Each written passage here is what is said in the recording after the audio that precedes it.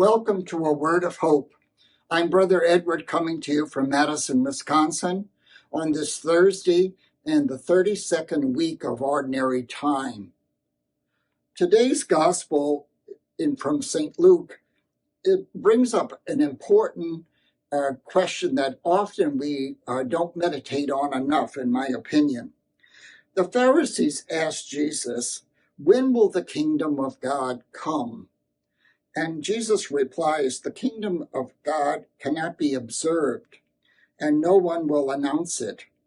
Look here," he says, "or go there. For behold, the kingdom of God is among you."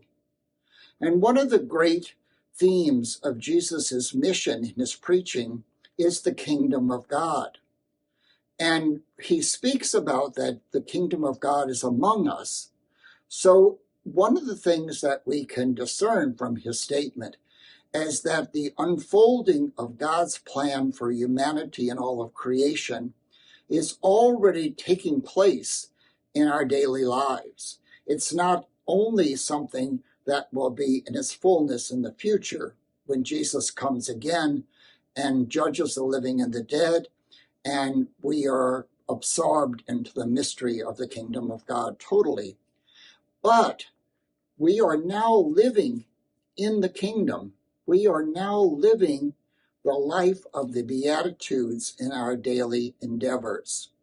So as we live life and we recognize in others the image of God, when we see the mighty gift of God's creation in the world and the care we take for it, when we think about the marginalized, the poor, and especially when we find forgiveness among ourselves.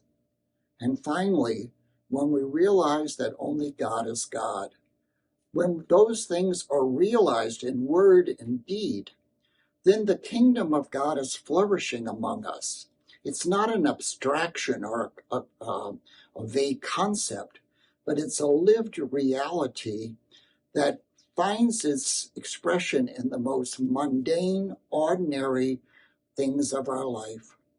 Sometimes we think of our life as monotony, but the challenge of the kingdom of God is to make that a blessed monotony, that we see the blessings in the most ordinary of our life.